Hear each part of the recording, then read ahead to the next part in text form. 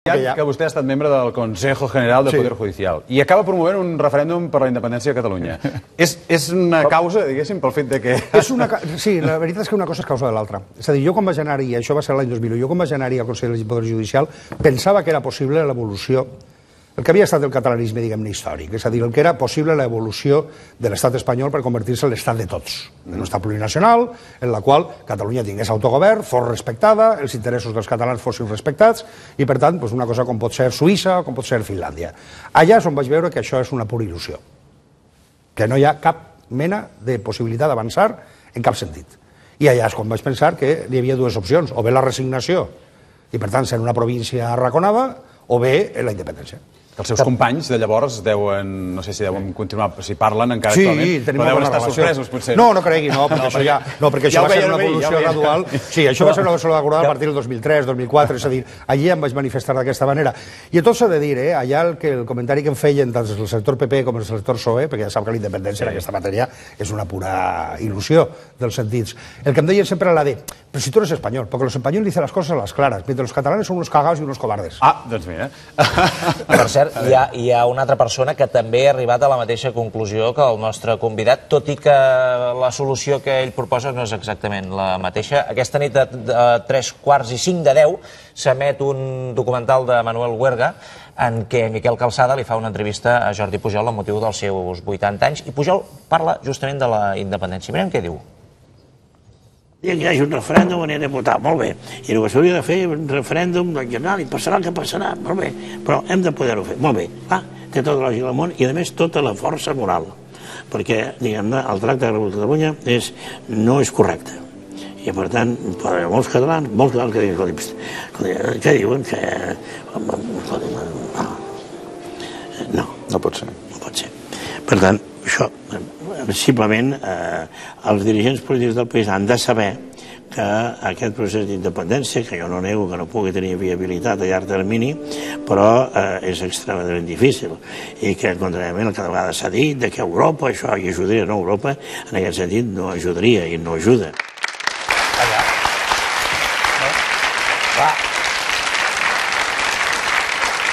Pujol també admet aquest fracàs del catalanisme en aconseguir l'encaix dins d'Espanya, però alhora diu que és molt difícil i alerta que Europa tampoc no veurien tan bons ulls com alguns diuen, això de fer un procés d'independència. Bé, jo no penso en persones, amb tot el meu respecte, perquè si som aquí ara, precisament, és en molt bona part gràcies a la tasca del president Pujol. I si no, mirem com estava València l'any 80, el País Valencià, i com estava Catalunya i com estan ara, respectivament.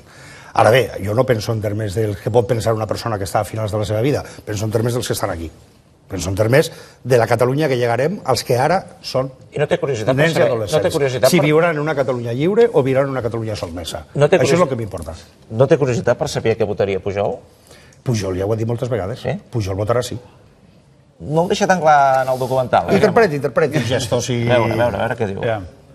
Vostè estaria d'acord que finalment es fes aquesta pregunta, aquest referèndum? Un dia s'ho ha de fer, segurament. Seria indelicat per part meva si li preguntés què votaria vostè? Seria indelicat, sí. Doncs no li preguntaré. Per què? No li preguntaré. Molt bé.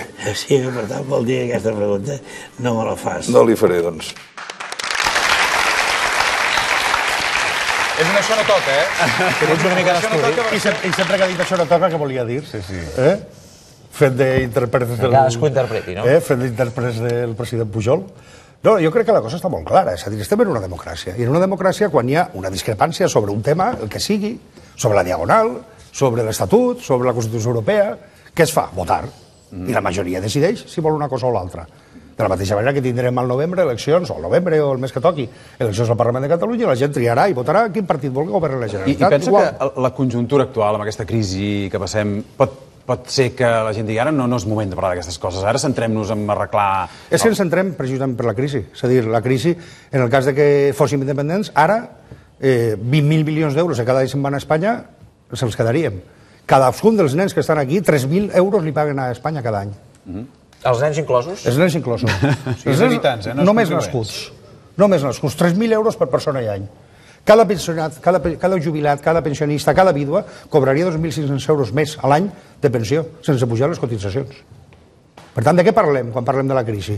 D'un país escanyat, d'un país espoliat, d'un país que no pot prendre polítiques pròpies i que no té els recursos necessaris, perquè se'n van a Espanya i no tornen. I vostè no té por, de tota manera, per això que es fes un referèndum i quedés un país dividit, un país fragmentat? Vostè tenia aquesta por quan es va fer el referèndum de l'Estatut? O el referèndum de la Constitució Europea? O el referèndum de la OTAN? O les eleccions? No és exactament el mateix. Home, sí, o les eleccions. Perquè no se recorda el referèndum de la OTAN, No, pel que veig. el referèndum de la OTAN... Però era molt marcadament... El de l'Estatut sí. Marcava una línia divisòria de cap a on anar en els últims 30 anys. És a dir, o les eleccions que són disputades, especialment les espanyoles, on és o PP o PSOE. Què passa? Doncs en una democràcia és això. Qui guanya pren la decisió i la tira endavant i qui perd continua treballant per capgirar-la. Ja està, no passa res. Com algunes vegades potser crec Bé, la prova, perdoni una cosa, escolti, portem ja pràcticament un any fent referèndums arreu de Catalunya. N'hi ha hagut alguna divisió, alguna crispació? Oficioso, sí, però n'hi ha hagut alguna divisió, alguna crispació? No, n'hi ha debat, n'hi ha discussió, qui vol anar a votar vota, qui no vol anar a votar no vota, qui vol votar sí, qui no vol votar no. Què passa? Doncs aquest és l'argument del cap de files del seu partit, Quina? Aquest de no fragmentar, no dividir Catalunya. És que no està dividida.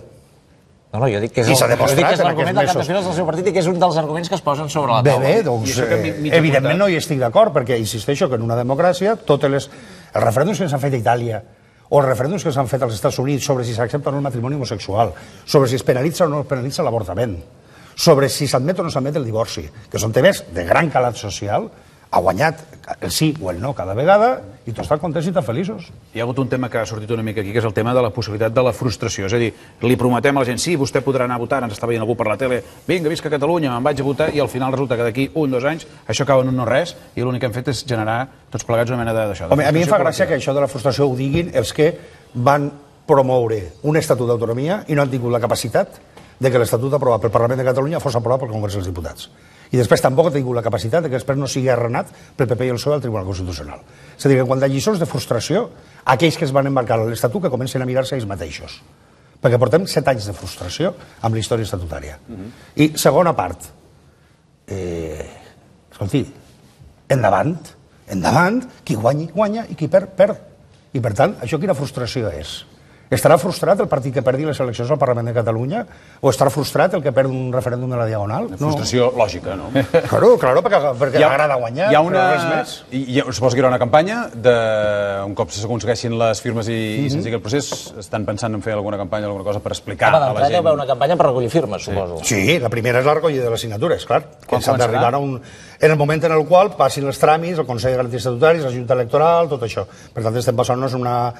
Vol dir finals de juliol, principis d'agost, una cosa així, és quan acabaran tots els tràmits. S'han d'imprimir, s'han de distribuir, s'han de jurar els càrrecs, en fi, tota una sèrie de... perquè és una legislació, diguem-ne, molt burocràtica.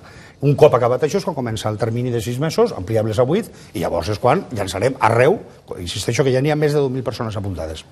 Doncs ho seguirem des d'aquí, Alfonso López Tena, molta sort. I a veure què passa. Sort a la democràcia, sort al civisme, sort a la llibertat i sort a prendre les decisions per majoria. Doncs això. Gràcies, Alfonso López Tena. Gràcies a vosaltres. Moltes gràcies. Gràcies.